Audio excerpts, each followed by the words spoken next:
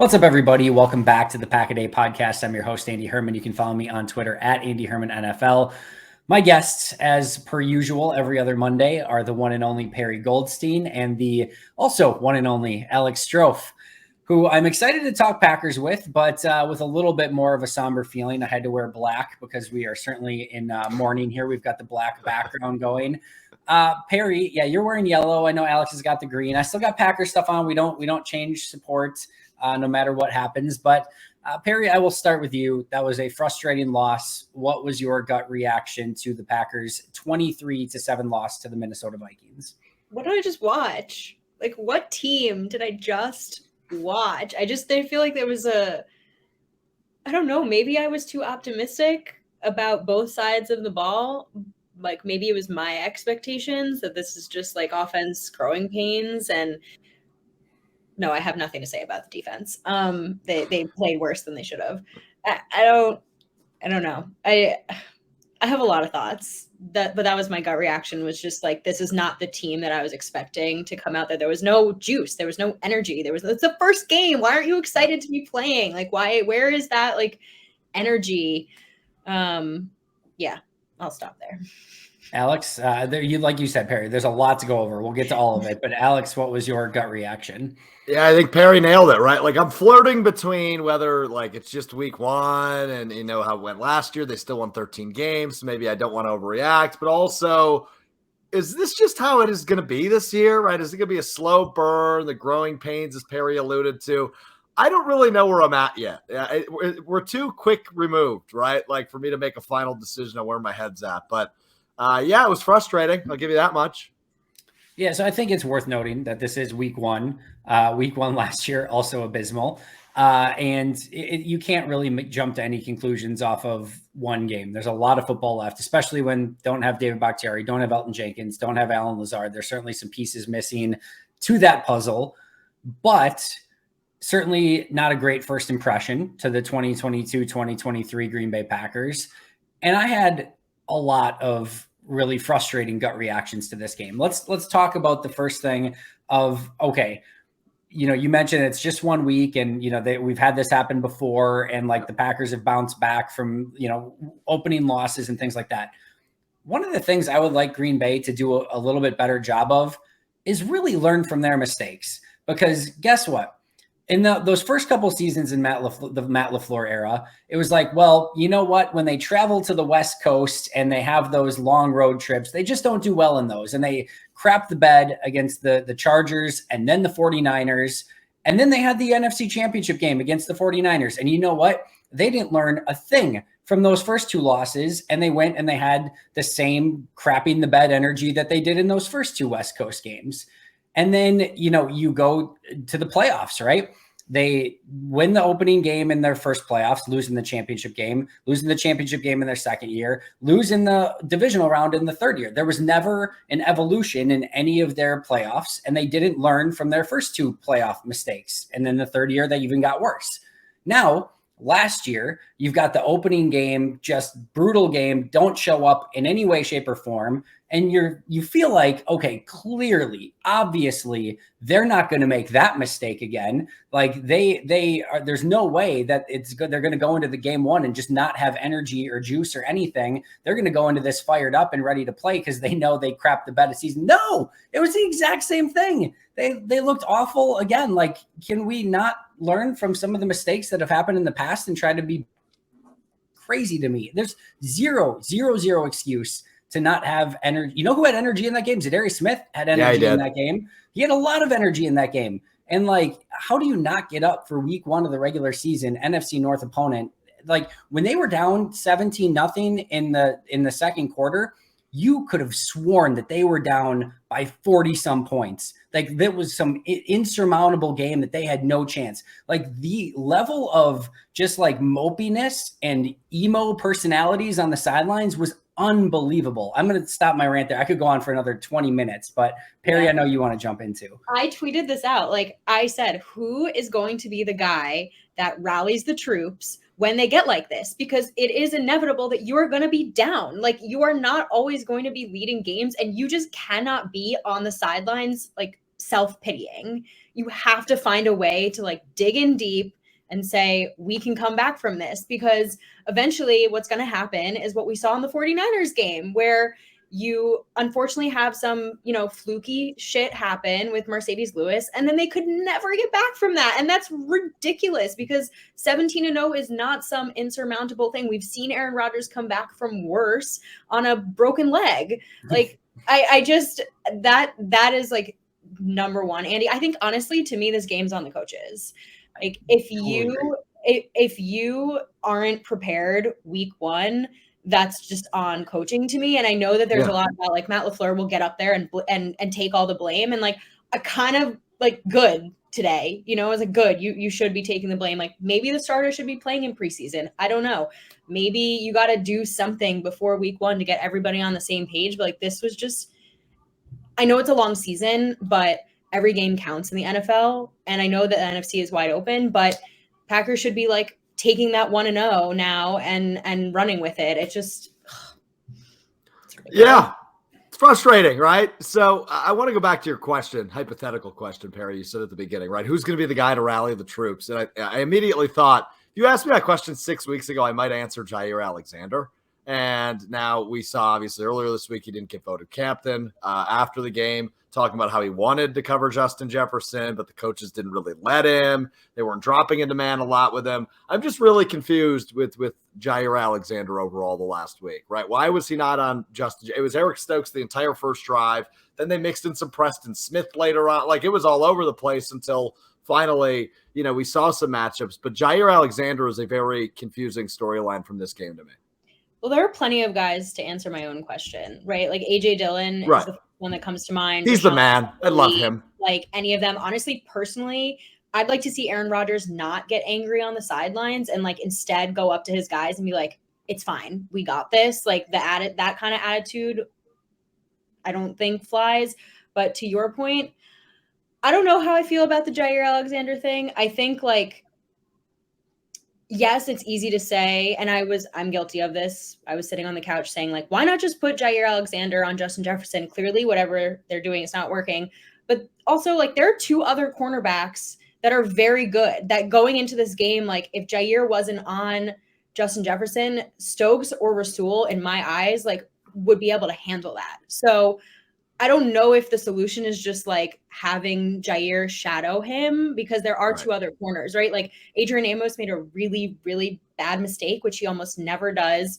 There was just a lot of like weird things. Preston being on Justin Jefferson was, I don't know what that was, but I don't know if the shadowing and the man-to-man necessarily is the answer, although whatever they were doing wasn't working. So like maybe try something new in the second half. I don't know.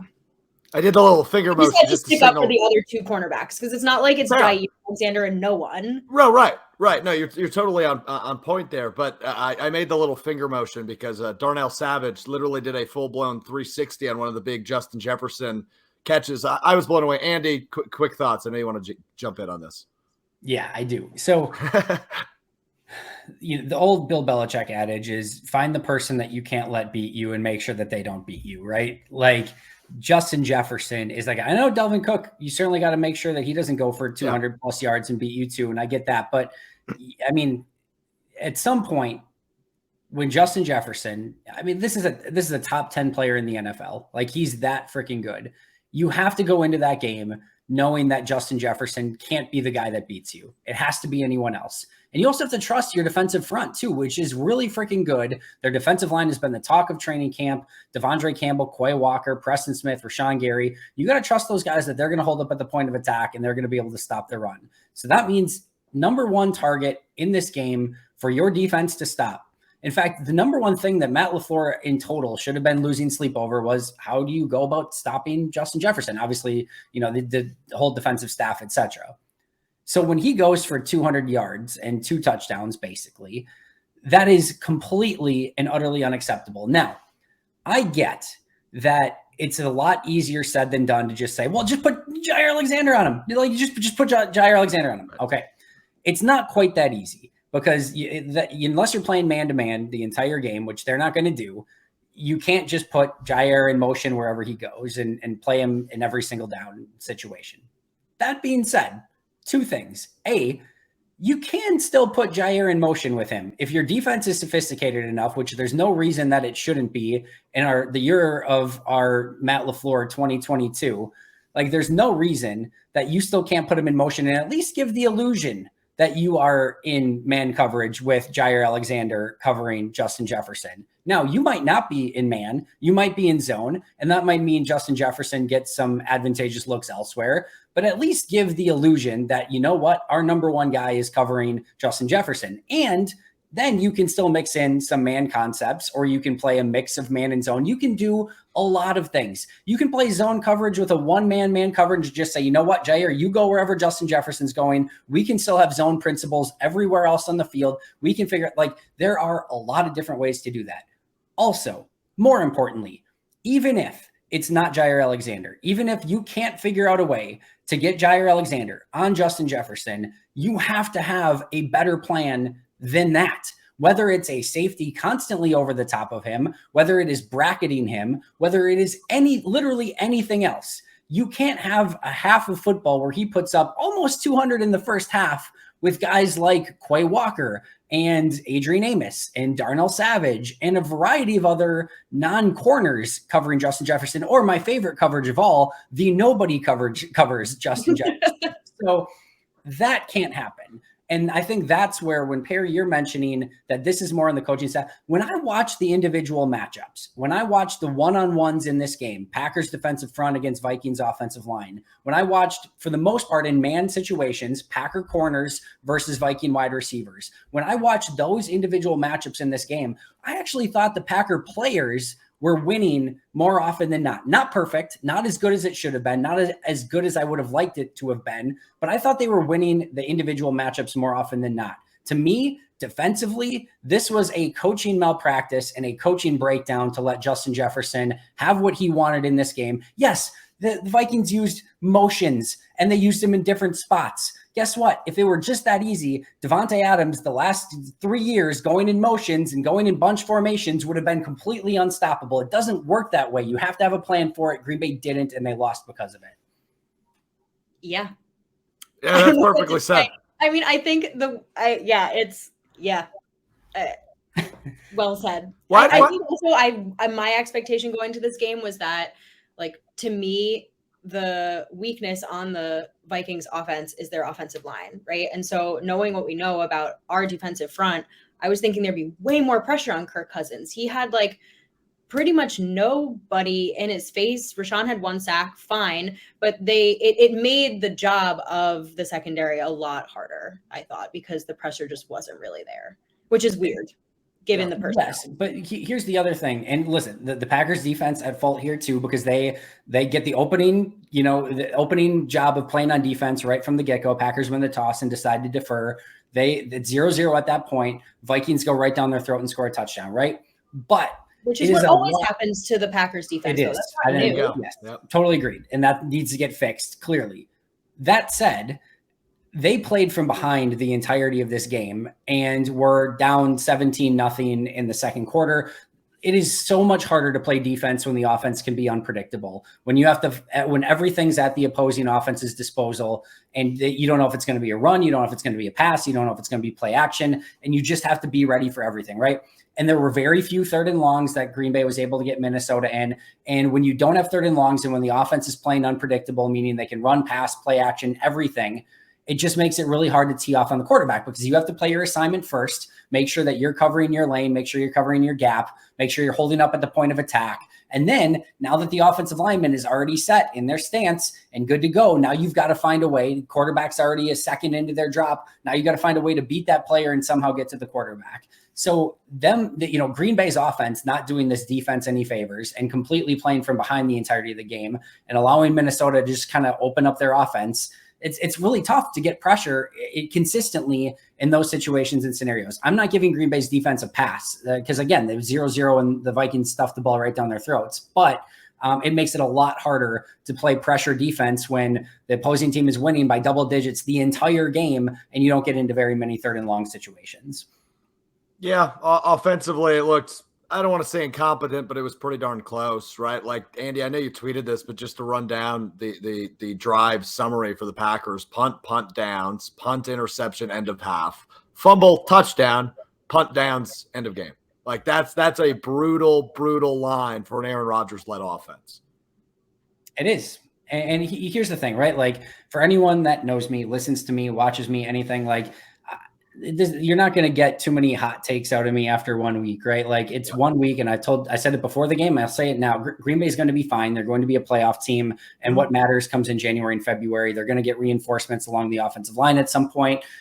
They are going to be just fine. I have no concerns in that whatsoever. At the same token, like, I talked to Perri about this offline, Alex, before you joined, and obviously before anyone had a chance to listen. Like, when this team craps the bed, they seemingly really crap the bed. And my bigger concern, sort of out of this game, is like, is this team, and is this the identity of this team as a little bit more of a front runner? Because, like, when they're going well and when they're winning games and when they're playing from ahead, this team overall over the course of the Matt LaFleur era has looked pretty darn good. But when they have not, when they get behind or when they are in disadvantageous situations, like Perri, you mentioned some of the fumbles that have happened in playoff games, like, you see the body language change, you see them get down on themselves, and it's just like, they're like, I guess we're going to have to, we'll play, better next week or whatever. Like, I don't know what to make of that, but there does seem to be a little bit of an identity where they need to figure out, when crap goes wrong, how can we get the ship turned around? And I just haven't seen that a ton out of this team. Yeah, it's bad when Kevin Burkhardt and the Fox crew are literally panning to every player on the Packers sideline prior to half and commenting on the negative body language. Like, yeah, that's not ideal an hour into the first week of the season, right? Like, that's not good. And to your point, Andy, I think there's very few exceptions to the rule of when the Packers lose under Matt LaFleur, they lose big. Like, this has been a common theme now into his fourth year as the head coach, with maybe one or two exceptions to the rule. It's really wild. But to your point, they'll figure it out. It's going to be a playoff team. They'll probably still win the North, as good as the Vikings may have looked today against the Packers. But I don't know that that's going to continue to be the theme throughout the remainder of the season. So, it's incredibly frustrating. Another big loss, and another big loss in week one, as we commented about earlier. I mean, people, including me, were just recycling tweets from last year, right? Like, it was as big as a disaster. I know the score doesn't indicate it as such, and Aaron Rodgers kind of downplayed it after the game, but it was as big of a disaster as it was a year ago, Perri. I mean, I just think the more I think about it, though, yes, Justin Jefferson went off. But other than that, like, Packers held them to 23 points. That's something that this offense should theoretically be able to overcome. Like, the more that I'm listening to Andy talk and the more I'm, like, digesting this game, I'm thinking, like, sure, it was hard to watch this defense get beat by one player. It kind of reminded me of the Dalvin Cook game that he had where he had 4 touchdowns, where it's just like, who you need to stop. Why aren't you doing it? But at the same time, like, the defense held them to 23 points. Like, that's, the offense should have been able to score more. Am I just trying to make myself feel better here, or is that not? Yeah, but also I think it's fair, right? Like, I said it before, right? It's an Aaron Rodgers-led offense. And I know there's going to be growing pains. I know you're without Bakhtiari and Jenkins, and Lazard obviously didn't play today. So you're missing some of those key guys offensively. But to go back to the playoff game in January, right? It was kind of the same issue. The offense wasn't scoring enough, led by the at that point back-to-back league MVP. So, yeah, I get your point. And the defense, it wasn't all negative, but I would have liked to see more than one sack on Kirk Cousins, as you pointed out, Perri. Like, the offensive line was the weakest link on that Minnesota offense, and there was only one sack. There was a couple pressures, but if Aaron Rodgers is getting sacked 4 times, you're hoping the Packers can do at least half that in return. So, I get why we're trying to take the upside, trying to make ourselves feel better, but it is what it is, right? Like, I will keep going back to the point of, it is only week one. We saw this last year. They figured it out, but there are new question marks this year that weren't there last year. So maybe we should be overreacting. I don't really know where to stand yet. Like, I need to see week 2. Week 2 can't come fast enough, I guess, is kind of where I'm at right now, because is this a 1 week thing? Is this the lack of playing in the preseason, which I don't really like that narrative to begin with, but it looks like it gained steam after, they came out as flat as they did today offensively. So it's frustrating is going to continue to be my word of the night.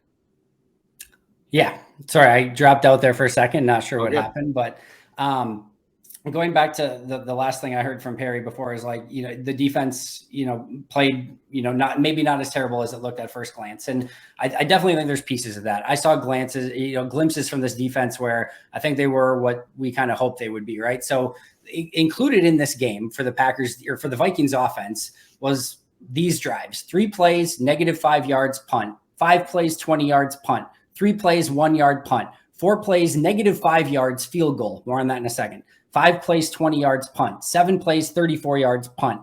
Those drives, 27 plays, 65 yards, 5 punts. And we talk about them putting up 23 points, right? 3 of those points were due to, they stopped the Vikings. They held them to -5 yards on the drive, and they still got the field goal, right? That's not on the defense. So the defense allowed 4 drives for 20 points in the entirety of the game. And yes, those other 4 drives, 76 or 78 yards touchdown, 89 yards field goal, 74 yards touchdown, 74 yards field goal. That's bad. Those 4 drives, very bad, very ugly. But if you hold an Aaron Rodgers opponent more often than not to, 20 points that was actually the defense's fault, you're going to win that matchup more often than not. Like 20 points for an NFL defense is a good day at the office. And again, that's my point, right? Yeah. Like the drives were really ugly when they scored because they were clearly so beat by one player. But at the end of the day, if you take like the emotion and all that thought out of it, and you just told me Packers defense only gave up whatever is 20 points on them, I'd be like, okay, I mean, I'd take that next week, like I take that every day. So I feel like it's good to point out, areas they clearly need to improve on, but they're also not going to go up against a Justin Jefferson every single week and hopefully have a better game plan when they do. And 20 points it's really hard to play defense these days. Look at the Chiefs tonight. They put up like 44 points. Yeah. Yeah.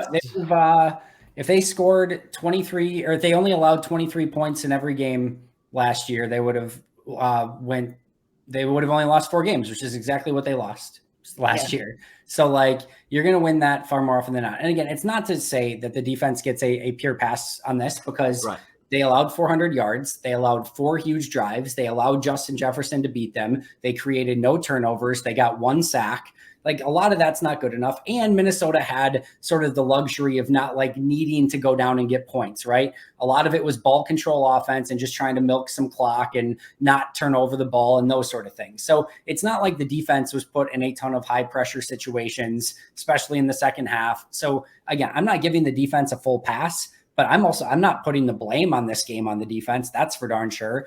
This was an offensive loss. And I know that, we've spent a lot of time already talking about, some of the body language and clearly about letting Justin Jefferson beat them, which I think is a lot of the huge narrative here. But this offense was an absolute grind throughout the course of the day. They had 1 chance at an explosive. They dropped it. And then everything else was so insanely hard. And they had the 1 drive that resulted in a touchdown, the 1 drive that they get, stuffed on the 1 yard line. Yep.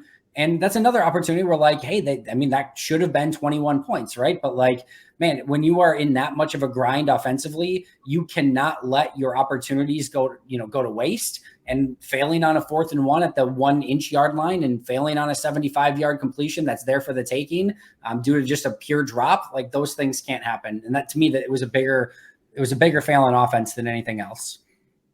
Yeah. Can we talk about the 4th and goal? Yeah. Because this seems to be if we're talking about not learning from mistakes, this seems to be another area where Matt LaFleur has a really hard time. I probably have to go back and look. So I don't know if I actually want to sit here and blame it on Matt LaFleur's play calling, but it does seem to me like those really, really shortened goals, he struggles mightily in calling things that actually result in a touchdown. And I guess giving it to AJ Dillon in that scenario, like, sure, you want to give it to your huge back, but I don't know. In my head, I was actually sitting there thinking like, I would just take the field goal here, take the points and not have a big ol' 0. I like the decision to go for it. No, I mean, if you're at the 1 inch yard line, like you got to try to get points there, in my opinion. So like, I'm okay with the decision. And I think that play was actually the entire offensive day, like in one play, because like the play has basically 3 different options on it. You've got a pass in the flat if Rodgers is looking there first to see what the coverage is. And then after that, he has the ability to read the defensive end, hand it to Dillon or not. And then based off of the defensive end is crashing, Rodgers has the ability to keep. And he said in the post-game presser, he should have just kept it. Yep. He has the opportunity to keep and just potentially run in for a touchdown as well. And to me, this was the entire day in a nutshell. The Vikings disguised the coverage perfectly. The weapons on the outside didn't get open, so Rodgers didn't have the look. He has the read. He actually made the wrong read, which quietly, I thought there were a lot of opportunities for Rodgers in this game that he missed, some opportunities to convert on first downs that he missed. This was not a good Aaron Rodgers game, but he missed the read with the defender crashing down. You keep in that situation. Instead, he hands off. And guess what? Even if he hands off in that situation, if the offensive line gets any movement whatsoever, we know A.J. Dillon's going to do the rest of the work. And every Packer fan since A.J. Dillon's got here now has been saying, you're on the 1 yard line. Just give it to A.J. Dillon. Just give it to A.J. Dillon. Like, that's been the play call everyone's just been wanting, is to give the ball to A.J. Dillon. Well, that sounds great, but if your offensive line can't get any movement, which was a problem in a lot of that game, it's not going to do anything. So you had good coverage by the Vikings and, receivers not being able to get off coverage. You had a poor read by Rodgers, and you had an offensive line that couldn't get any movement in the running game. In one play, they've got 3 options. And if Rodgers kept on the last option, they have a touchdown out of it. But that was like the entire day in a nutshell in just one play. Nothing could have gone, no option on that play was executed well. And they had 3 of them. Yep. I mean, Andy just keeps nailing it on the head, Perri. Like, yeah. I mean, it sums it up in one play. It was pretty much a disaster. Everything that could have gone wrong, as he said, went wrong. And, it's fun to theorize, right? Like, it's fun to do the thing where, they did score 7 points, but if they convert that on 4th and 1, 4th and goal, it's 14. If Christian Watson catches the first pass ever thrown his direction, that's another 7. And you feel for the kid because it's, he's being asked to do more with Alan Lazard out and obviously with Devontae and MVS gone this year. But that's a pass you got to catch. So it's just, you feel for him. You're glad it's week 1 and not a playoff game, but brutal. Fun to theorize, though. I mean, I guess they could have had 21. I don't like the what ifs because I feel like a good game plan you should have other opportunities to make up for that. You know what I mean? Like, the defense is going to play and they're also going to make good plays. Now that's obviously Christian Watson was wide open. There's nothing the defense did there. He just dropped it. But again, very first play, very first game, very loud. I don't know. I liked the look of it going to him. I kind of wish they had gone back to him. Is that a crazy thing to say? I kind of wish they had in the second half tried it again and just he may have felt. I just think something had to give because I agree, Andy. It was such a grind, and the things that were working, namely the run game and A.J. Dillon and Aaron Jones, were only really working in spurts and not cohesive. There was no one. You know how a lot of times in certain games, Matt LaFleur's, you look at a drive and you're like, that was gorgeous. All the way through, that was beautiful. That was there was no drive like that in this. And that just may be that they're missing, 17 and they just have to figure out who's going to be that person. I mean, Sammy Watkins was quiet. Randall Cobb didn't really do much. Tunyon had a couple of catches. There was no one really stepped up, I guess, besides the running backs. What would you say? I'll let either of you go in any direction here. What would you say was the game plan on offense in this game? I actually don't know. That's the right answer. Tweeted this out. Ben Fennell tweeted this halfway through the game, and I've been thinking about it since I saw this tweet about 3 hours ago, and I do not have an answer.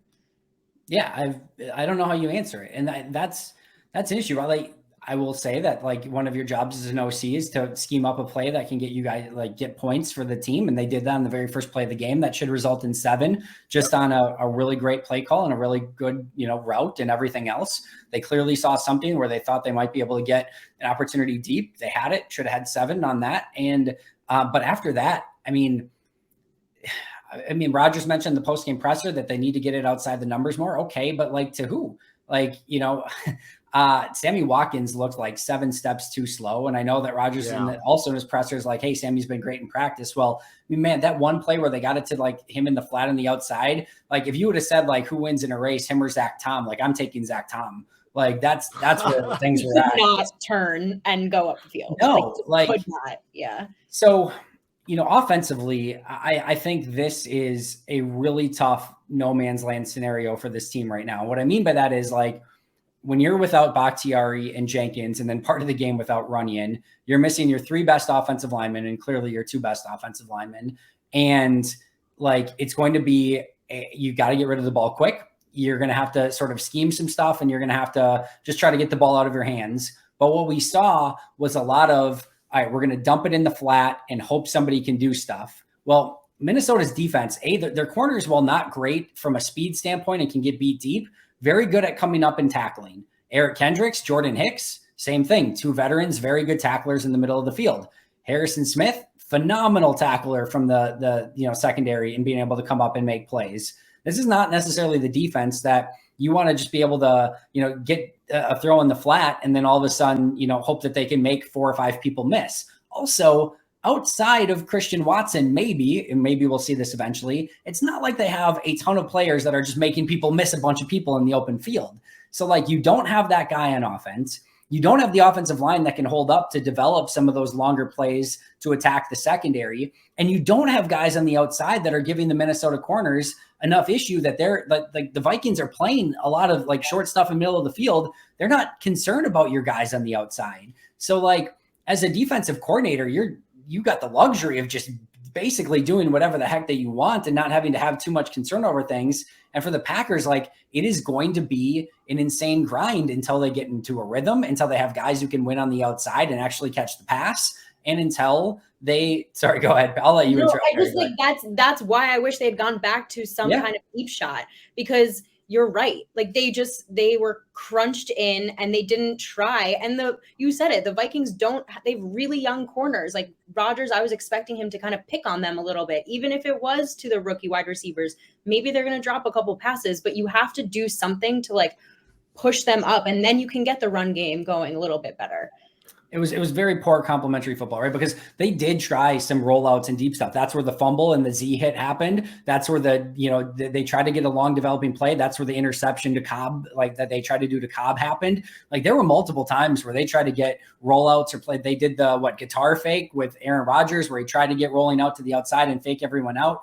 But that stuff all sounds great until you're down by double digits and you're not running the ball. And the 2 safeties are just staying deeper than the deep, and the corners are staying back, and the linebackers are staying back and saying, all right, well, like throw it down to take your check downs. We're just going to tackle you. And we're not concerned. Like, we're not going to buy on all your motion and your jets and your play actions and everything else. And that's where I think this team is a bit in no man's land offensively, because they just need ideal conditions right now. And as soon as things aren't in an ideal condition, that's where we're going to see these type of outputs, because they don't have wide receivers that can easily separate, and they don't have an offensive line that can protect for that long. So, and if you're not running the football, or you can't because you're down 17 points, those are I think some of the results we're going to see until this team gets healthy and gets in a rhythm. Given the lack of what we learned from the offense today, how does Alan Lazard change things? Does that move the needle a lot, a little, not a ton? Like, what are we expecting Alan Lazard? How will he change the complexity of what we saw in week 1? Perri, you seem like you're ready to jump through a wall. No, so it's a really good question. It's a really, really good question. I don't know. I think one of my biggest takeaways from this game is that it was not a Matt LaFleur offense. It was Aaron Rodgers holding the ball. It was him scrambling, trying to extend plays, all the things that he just no longer does well, unfortunately, he was doing. And so maybe that works, right? If you do have an Alan Lazard who's on the same page as Rodgers, and you maybe get a couple more completions out of this game. But now you've got Sammy Watkins and 2 rookies who don't do the scramble drill with Rodgers. They're not there yet with him, right? They're not going to come back to the ball for him like he likes. They're not going to know what to do. And so you have him taking sacks or throwing the ball away. I wish he threw the ball away more. So my thought, Alex, is maybe you just get a little bit more like chemistry with Rodgers and he's there. Yeah. But I don't know what Lazard, because Lazard's not, we know what Lazard, I don't know. I'm rambling now. No, I get it. And I'll be the guy that brings up this stat. Not that it matters at all, but Devontae Adams was targeted 17 times on Sunday. That was just wild for Las Vegas. Complete side note. Just wanted to bring that up. And they lost too, right? Like yeah. They did, but still, it's like, well, God, that would have been helpful today, right? If Rodgers had a security blanket. I mean, because we talked about it all offseason. I don't really remember a season where Aaron Rodgers didn't have a true number one guy, especially now with Lazard out here in week one. He didn't have a real number two guy, I would argue. So, yeah, it's just weird. I mean, we've been waiting all offseason to finally see what this offense is. And my big takeaway from Sunday's game is I don't know what this offense is, right? So that's why I keep calling it frustrating, because I thought I was going to learn a lot today, and I really don't feel like I did. I think that's fair. So let's talk about the other elephant in the room that I know is going to be the narrative, is that the Packers didn't play their starters in the preseason. The first thing I'll say is that neither did the Minnesota Vikings. Didn't seem to affect them too much. I do know, I know people have pointed out, guess what? The Vikings have had Kirk Cousins and Dalvin Cook and Irv Smith Jr. and Adam Thielen and Justin Jefferson, basically this entire offensive line. This is a cohesive offense that's played together before. For the most part on the defense, Danielle Hunter, Harrison Smith, these corners, Eric Kendricks, this defense for the most part, besides adding in a Zadarius Smith and a Harrison Phillips, has played together before. Now it's a new coaching staff, new 3-4 defense. So I don't buy it entirely. I don't think that this, I don't know. If the starters play two series in preseason, like the narrative probably dies. And I don't think the result in this game changes at all. I'm more disappointed in the energy, effort, and preparation and like the coaching decisions that went into this game, where they decided to attack on offense, how they decided to stop Justin Jefferson. I thought this was more game plans. I thought they got out coached, out game planned, out schemed, and out, energized than I thought. I didn't think this was like they didn't play in preseason thing, but thoughts on that narrative that's, undoubtedly going to come up. I'm deferring to you, Perri. Go for it. I hate the narrative. I touched on it a bit earlier. I'm with you, Andy. Like, that is the ultimate comeback. Neither are the Vikings, right? So I get it's been 2 years in a row now where they've come out really flat in week one, and I understand how frustrating that is for fans, right? But we've been doing this for several years now, and it doesn't always seem to be this way. And while they come out flat, and obviously both the last 2 years, the season has both ended disappointingly and then started that way. I understand why we sit here and overreact, and we want to say, yes, chemistry would be built more in live game reps. I get that. I also like to defer to the side of I don't want Aaron Rodgers getting injured in the preseason. Jordy Nelson changed my tune on that when that happened to him in Pittsburgh several years ago now. And that is pretty much my biggest thing. I want Aaron Rodgers healthy week one. And I get you can build the chemistry, and maybe it would have affected things a little tiny bit. But these are guys that are practicing together every single day of the week. These are guys that are doing live game reps within practice. So it's very frustrating. Perri, this narrative, I just don't even want to riff on it anymore. They'll be fine by next week. Like, they're going to come out with more juice. The biggest issue is the lack of energy they showed today. Maybe not the biggest issue, but one of the biggest issues.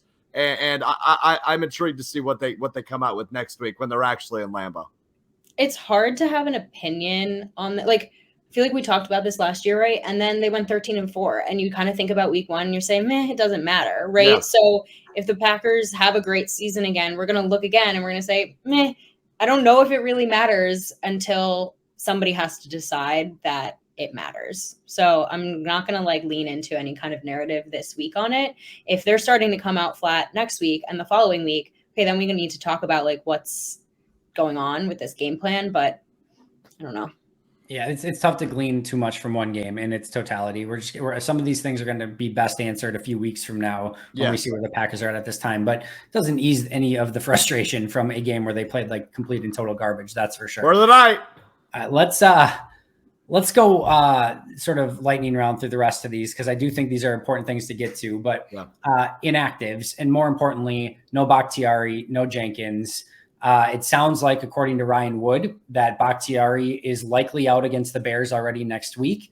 And it sounds like, maybe they may handle Elton Jenkins the same week. I know this is a long-term plan, but I don't know where else to go with this from a David Bakhtiari standpoint of like what's next. And I feel bad for the guy. And I know that they need to take a long-term approach, but man, Chris Godwin, week 15 ACL tear last year. Here he is. Pretty darn good against the Cowboys on Sunday Night Football in week 1 of the regular season. David Bakhtiari, end of the season injury 2 years ago. And I know it's not the same injury. I know there have been multiple surgeries since, but that started the entire downward spiral. And here we are now going into potentially week 3. If he doesn't play week 2, week 3 of 2022, and potentially still no David Bakhtiari. I am really concerned. I feel like I've been holding it back because it's not, I don't know why I've been holding it in. I think out of optimism, but I'm getting to the point where I'm really, really concerned about it. Robert Tonyan played tonight. He looked fine, and he also tore his ACL. And I get it. They're completely different players. Bach has a different body type. It's just rougher on your lower half to be. And there's different types of ACL injuries. Right. But like, I'm getting to a point where I'm very concerned that he's not going to come back. I hate even putting it out into the universe, but like you said, Andy, it's been a long time now, and he keeps having setback after setback, and he can't stack practices. He can't even get a full week of practice in. Something's going on. I don't know what to compare it to, right? Like, I can't remember a player missing almost 2 years of football from anything. Like, outside of career-ending injuries, I don't ever remember being like, oh, they just got back from their 21-month absence and now they're good to go. Like, yeah, I can't think of anyone. Maybe there's been somebody, but it certainly eludes me to a player that's had a 20 to 21 month injury and then came back just perfect. Like, I don't know.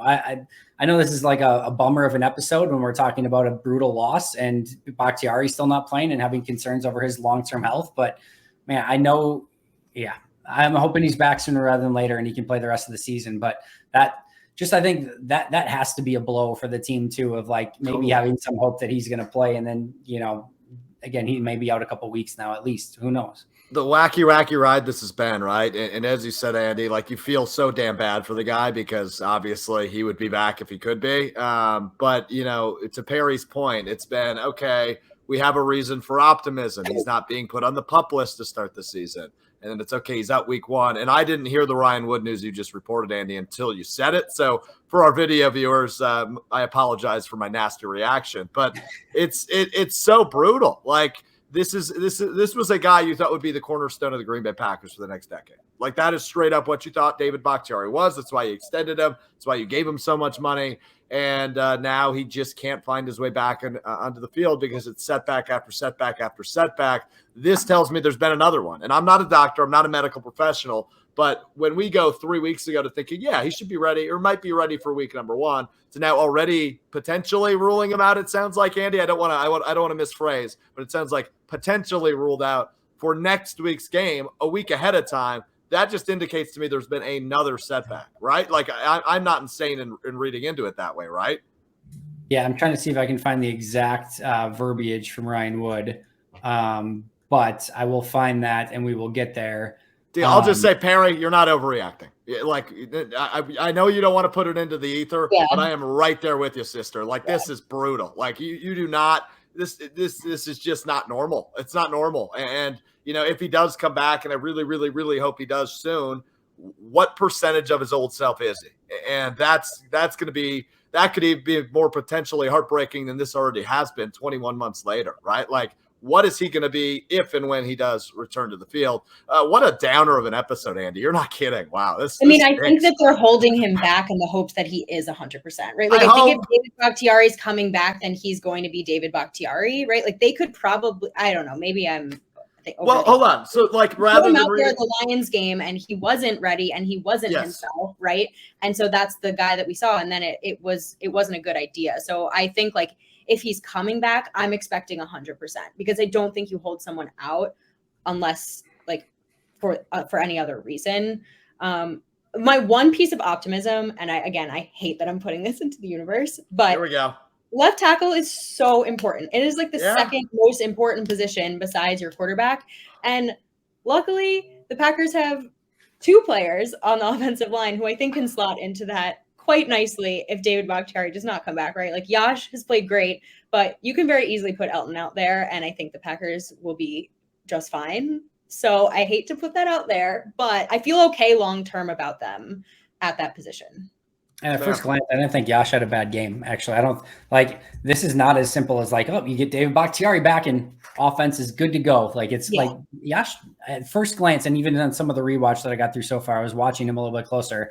I think Yash had a bad game. I don't think they lost this game because of Yash and Iman. So, but here was the quote. David Bakhtiari will be inactive in today's opener at the Vikings, a source said. Packers taking long-term view of Bakhtiari's return, knowing there is no need to rush him back early in the season. Source said Bakhtiari is also likely to miss next week's home opener versus the Bears. All right. So best case scenario, they're being conservative. Worst case scenario, there's been another setback, right? Like that's the way I would take that news.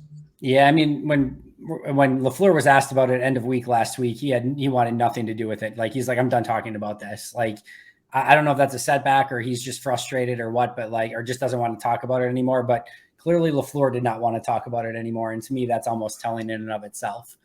So we're just gonna have to take a wait and see approach on those. One other thing from an offensive game plan sort of thing that I just wanted to touch base on really quick, just because we're having such a fun time already. Aaron Jones and AJ Dillon, when they were involved in the offense, they had 25 total touches / targets. There are a couple incompletions in there, so we'll count those as well. 25 total touches / targets, 155 yards, 1 touchdown, 6.2 yards per play. Now, this doesn't include all of like the Jordan Love, garbage time stuff at the end, but 25 total targets, 155 yards, 1 touchdown, 6.2 yards per play. Pretty darn good. How about any other time they were on offense? 31 plays, 118 yards, no touchdowns, 3.8. I will repeat, 3.8 yards per play. So Jones, Dillon, good. Everything else, just dumpster fire, basically, is what we're going to boil that down to. So you would have liked, I don't know, Aaron Jones to get a little bit more than 8 touches in the game. That would seem like a good idea. And maybe more than 25 total touches for arguably your 2 best players on offense. So that was intriguing to say the least. No, offensive line not blocking the best at certain times was, maybe a consideration there, but you got to find a way to get the ball in both of their hands. And then the other thing too, and I went into the game saying like, I think Jake Hansen will be okay. I was actually more concerned about Royce Newman at right tackle. I still said I would have started Zach Tom, but at first glance, Zach Tom looked pretty darn good at left guard when he went in for John Runyon Jr., and Jake Hansen did not look good throughout the course of that game. That seems to be another thing where like probably would have been better with Zach Tom than Jake Hansen, which to everyone else's on Twitter and everywhere else's defense, literally everyone said, hey, how about Zach Tom instead of Jake Hansen? How about Zach Tom instead of Jake Hansen? Got to think that maybe would have helped some things as well. Maybe it doesn't. I am going to lose my mind over this. Like, I don't know how many times I can say it on this podcast. Like, I am not a fan of Jake Hansen. I'm sorry. Like, Zach Tom the offense completely changed when he went in. Now they still couldn't score, but it got better at least. Like, oh my God. I know that I'm not Adam Stenavich, and I know I'm not a guru, and I hate sometimes being an armchair GM. But to the naked eye, it is very clear who is the better offensive lineman here. And not only that, right? Because maybe there's a world in which, listen, the coaching staff has seen these guys. Maybe Zach Tom's not picking up on the audibles. Maybe he's not picking up on like some part of the game that's insanely important. Like those are tough things for us to know, right? There's clearly a reason why they like Jake Hansen more than Zach Tom going into that game. But not only does Zach Tom look like the better player right now, he's also clearly the better long-term developmental player than either Royce Newman or Jake Hansen. Definitely. So if you're already going into this of like, hey, we need to take a long-term approach with this offensive line, we're going to let Bakhtiari and Jenkins, get their rest and we'll play them later in the season. Well, maybe you should also take a long-term approach and say like, hey, let's get the guy out there that's going to be probably a long-term starter for this offensive line in Zach Tom. Let him get some reps and let him start developing so that you can put ultimately your best 5 out there, which at some point you're hoping is probably Bakhtiari, John Runyon Jr., Josh Myers, Zach Tom, and Elton Jenkins. I would love to see Zach Tom get those reps, and he didn't. That's another coaching thing. But wait, Oh, go ahead, Alex. No, I was just going to say, I've always said I don't know offensive line play very well. Andy, you seem to be the local expert on that stuff. But if I hear Jake Hansen's name on the national broadcast 8 times, that's probably not a good thing, right? Like, that's probably a bad indication of how things are going. So He now got pancaked by Zadarius Smith. he sure did. He sure did. Him into the sack. Yeah, no kidding. And with Perri getting all fired up now, I'm getting more fired up. We have officially reached the mental breakdown portion of the Pack-A-Day postgame show. So here we go. Let's ride for another 20 minutes. Goodness gracious. But wait. Brutal. There's more. There's more. Great. There's injury to insult because the Packers did not get out of this game with a clean slate of health either. There are significant injuries that we also get to discuss. Most notably, Chris Barnes, who clearly is going to be out a significant period of time, probably through the remainder of the season. So that is a brutal loss because talk about a guy who has done nothing but do things the right way since the day that he got to Green Bay. And he could have been ticked off and upset that, Quay Walker just walks in, first round pick, and takes his spot. He grinded. They played some 3 linebacker sets. You know why? Because Chris Barnes kept working and kept playing hard, and he got on the field. And you know what? When Quay Walker went down with an injury, love that too. Guess who stepped up and started to play well? Chris Barnes, right in there, good to go. And then he has that brutal injury. So that's just another kick in the you-know-what. And then you have Quay Walker going out with an unknown shoulder injury. Don't know what that's going to amount to, but you don't like shoulder injuries. Keyshawn Nixon, shoulder injury. That did not look good in any way, shape, or form. Awesome play on the play. Also looked really good on special teams. Now he probably is out for some period of time. And John Runyon Jr. goes out with a concussion. So I think only 4, though, guys. That's good news, right? I think the only one of those that it sucks is Chris Barnes. I mean, concussion, like we know JRJ is going to be okay. Hopefully Quay's okay. Nixon, I mean, to my dad, when we were sitting on the couch, was like, looks like he just popped the shoulder back in. Like, he'll be back. Chris Barnes was seen on crutches after the game in the locker room, so doesn't bode well. I will add, Andy, I completely agree about him. Like, you look at this inside linebacker group before the season starts, and you're like, wow, strong group. And then all of a sudden, injuries. And this is also a contract year for Chris Barnes, right? Like, they got him. Yeah, it just sucks. Like, they got him, I think, on a tender, right? And then this was the year that he had to they had to make a decision about him. So just everything about this all the way around sucks. He's an all-time good guy, right? Like it's a guy that you've watched just climb since he joined Green Bay a few years back. And to your point, Perri, it's something we've harped on the entire offseason of this defense, right? Top of the depth chart is as sexy as it gets in the National Football League. But we're an injury or 2 away at certain positions from going, okay, what the hell is really going on here, right? What do we really have here? And now, depending on Quay Walker, and I by the way, I think we can just unfortunately write off Chris Barnes, at least for most of the season, if not all of it. Carted off, boot, entire benches clearing and coming out to dap him up. All bad indications of where that's headed. But anyway, going back to Quay Walker, I don't know what that injury is yet, as Andy just said. But depending on severity, we could have one of those situations already in week number 2 thinking, okay, what are we really at inside linebacker now, right? So it sucks it's this early. You hate seeing guys go down every time it happens, obviously. But with what we saw with Chris Barnes, I imagine the severity is high. So it sucks. Ray Wilborn, the only inside linebacker on the practice squad, with Quay being banged up and clearly Chris Barnes being out for some period of time, wouldn't be unheard of. I would expect probably a Chris Barnes IR and Ray Wilborn move to the active roster at some point this week. I think that's probably a safe bet. Before we close with positives from this game, because there's no way I'm not closing on a positive, I want to ask if there's any long-term concerns, because it was clearly a brutal day of football from the Green Bay Packers, and you hate to see that. But what if any are your long-term concerns for this team coming out of this game or this day?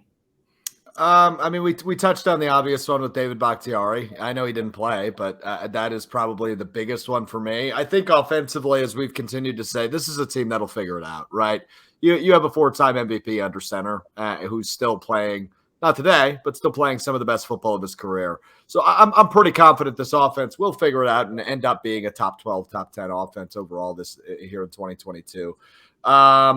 defensively, I really don't have a ton of long-term concerns, to be real honest with you, right? Like we did kind of the deep dive where we analyzed, yeah, it could have been worse. It could have been better, but overall a decent day. I think it's only up from here for this defense. And the schedule by no means is forgiving this year, which means they'll be battle-tested. And there's always a case to be made for a really battle-tested defense. And I think that's what the Packers will be when we eventually get to January and hopefully February. So in terms of actual execution on the field, I don't have a ton of long-term concerns. Like I said, I think, Christian Watson, it's a rookie. It's that term rookie mistake, right? Like it's a tough break for the kid. He'll figure it out. He'll fix it. He'll be better. I'm pretty confident in that. So yeah, I don't. The one thing that we continue to harp on, and I'm sure Perri will touch on this in a second, is this offense didn't really show us an identity today. How long will it take to establish one? I guess would be my final point on that. Perri? Yeah, I just have two. I completely agree. I'm not concerned about the defense long term. I think it's the identity of the offense, like you said earlier, Andy, just like there has to be some focal point, right? Like there has to be something that the Packers offense does and does really well that they can always lean on. And I'm just not really sure what that is currently at the moment. I'm leaning towards the running backs because they were the only bright spot. But just whatever that is, they need to hone in on it and feed off that energy and the energy.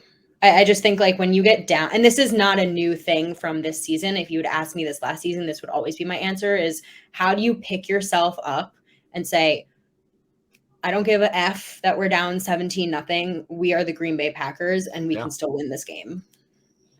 Yeah, no, I agree. I have a little bit of concern, like I said earlier, that this is a bit of a perfect storm on offense right now where you don't have the protection and you don't have the receivers to get off the protection and you don't have the blocking on the offensive line to consistently run the football. Like, I just don't know that there's a lot of baked in answers right now. I think if and when you get healthy and you get this offensive line back to status quo and you get Alan Lazard back and the wide receivers develop a little bit, I think there's answers long-term. And I think Tunyon will get going more. Like, I think there's some answers there, but right now I think I'm concerned as to offensive productivity and what the plan's going to be until they get to the healthy point that they need to be at. I also think that there's a learning curve that they need to go through very quickly to learn how to play as more of a defensive team. Now, clearly the defense just needs to play better. And that starts with setting the tone. When the defense is on the field first, like you've got to be the one that goes out and sets the tone. And I thought they had an early 3rd and long, and that would have been a great opportunity to get Jair Alexander on Justin Jefferson. They don't. Justin Jefferson gets the first down. They go down and score a touchdown. And I thought that was a tone setter for the game. And I think it's going to take time to realize that on offense, you need to be a bit more of a ball control offense. On special teams, you got to make sure that like Rudy, I thought the special teams was good in this game, but like, Rudy Ford, you can't miss that tackle because now they're at the 20 instead of down at the 10. Like it's just things like that you got, like every yard and field position and every decision really matters, and you can't leave points on the board. Another huge thing, right? You can't, whether 4th and 1, whether you take the field goal, Perri, or you better get in if you don't. You can't miss 75-yard touchdowns. Like this is a different brand of football. This isn't going to be a team that like, all right, you're down 17, but this team can put up 31 points in a blink of an eye. You're just going to have a different identity as a football team. I didn't think they played to that identity, and I think that's going to take some time. And then, of course, I've got, some concern that while maybe only Chris Barnes at this point is long-term, you do already start to have some injuries pile up. And if you go into next week, I know it's just Chicago, and I know it's at home, but if there's no Lazard, no Jenkins, no Bakhtiari, if all of a sudden you're without Quay Walker, Chris Barnes, John Runyon Jr., Keyshawn Nixon, like all of a sudden you're starting to get like, okay, like this is a pretty decent chunk of the core of your team that is now missing. So, just some of those things that the nicks and bruises, those would be maybe not long-term concern, but you just hate to see those things start piling up as well. All right, let's end with positives though. Perri, I'll start with you really quick. Positives from this game. I do like that Rodgers targeted the rookies as much as he did. I know that some of them didn't result in positive plays, but I was actually very worried about him trying to force it to like Cobb and Sammy Watkins. And I do think he did kind of like spread it around, and Dobbs ended up having a couple nice moments. So you need to give them those opportunities because you're going to need them in this offense. Obviously AJ Dillon and Aaron Jones are my positives. And yeah, that's where I'm at currently. Special teams didn't do anything crazy wrong. Yeah, so love that. Special teams was the best group of the day for the Packers. Yeah, special teams That's the type of day that it was. Special teams were competent, and that is all we want. But I feel great about the defense going forward. Like, again, like Good. I don't have any concerns about this defense. And I know that they can play better ball than they did tonight, at least better situational ball, I should say. So we just need to beat the Bears at home next week. We sure Right, do. Alex? Yeah, let's just not let that Justin Jefferson stuff happen the next time we play Minnesota, right? Yeah, I think Perri nailed every positive from this game. I think, the biggest one for me was A.J. Dillon. I was happy to see his heavy involvement. You mentioned it earlier, Andy. I think it was 6 targets and 10 carries or something of the like for A.J. Dillon. Heavy involvement. And there was multiple instances where, you saw Matt LaFleur trying some new things. I mentioned the wide receiver reverses. I think both Watson and Dobbs had a shot at that early in the first half, which was unique. I don't remember seeing a ton of that past years from LaFleur's offense. So that was I like seeing him try new things. Obviously, probably more out of necessity than luxury, right? When you need to create more offense without your security blanket like Devontae. So again, I'm not too low on this team after an embarrassing loss in week 1. We did it last year, so I feel like we're kind of doing the same thing here in 2022. I'm confident they'll figure it out next week and get a win over the Bears, and then we'll have a little bit more of an answer of maybe who this team can be in 2022. But my big positive was A.J. Dillon today, Andy. Fair enough. All right, I'm going to go. I thought for coming in cold off the bench, Zach Tom, first impressions, really, really good. I think he definitely has a future on this team as a starting offensive lineman at some point, hopefully sooner rather than later, not due to injury to John Runyon Jr. or anyone else on the offensive line. It was great to see Robert Tonyan back. I would have liked to have seen more involvement from Robert Tonyan in this offense. He looked good. He looked spry. He looked agile. And I think that's a very good first step for Robert Tonyan. No, it's not like exactly like a 10 catch, 140 yard, 2 touchdown day from the guy or anything, but just seeing him out on the field, seeing him look active, seeing him look good, I thought was a positive. And then I thought Quay Walker, definitely a couple hiccups, some coverage things that'll need to get worked on, but you also could feel Quay Walker out on the field, his presence, his speed, his hitting ability. I know obviously he goes out with the injury, but I felt that was another positive for a first game rookie. I thought in a tough environment, I will take what we saw, and I think he's just going to grow from that as well. So those were a few of my positives. Perri, we got to get out of here. Where can we follow you? Tell us what you're doing this upcoming season and anything else you want to plug. Just follow me on Twitter at Perri_Goldstein. Follow the podcast on at PWSS Podcast. We're now part of Odyssey. So you're going to get an extra content from us 3 days a week. And Maggie and I, Monday night, will be live with our game recap. So you'll get to listen to me do this all over again. Way to plug our competitor of Blue Wire on our Blue Wire Networks podcast. Thanks, Perri. I'm just kidding. You asked me what I'm doing, so I'm totally very excited for you. I'm totally messing with you. Alex, how about you? Yeah, congrats, Perri. But come on, Good Karma Brands is where I work. Can we slow down with the Odyssey plugs? I get a lot of opportunity to react again here on Monday. You can join me on 100.5 ESPN in Madison. 12 to 1, I'll be live and local immediately following Wilde and Tausch if you want to hang out with me. We'll overreact on a Monday, and then we'll do it as well with former Rose Bowl champions Tarek Saleh, Derek Engler from 6 to 7 on Monday night. So a couple opportunities today, but get me on Twitter at Alex_Strofe. I'm sure I'll blow up your feed with overreactions and shameless self-promotion. You follow me on Twitter at Andy Herman NFL. You can follow the podcast at Packaday Podcast. I'm going to preach to myself and say, it's just one game. Relax. Everything will be okay. This Packers team is still going to be a very good football team, but there is clearly work to be done. Appreciate everyone that joined us today. I'll be right back here tomorrow on the video. Ross and Jake and Jacob will be right back here on the audio. But until next time, and as always, go Pack Go. Go Pack Go.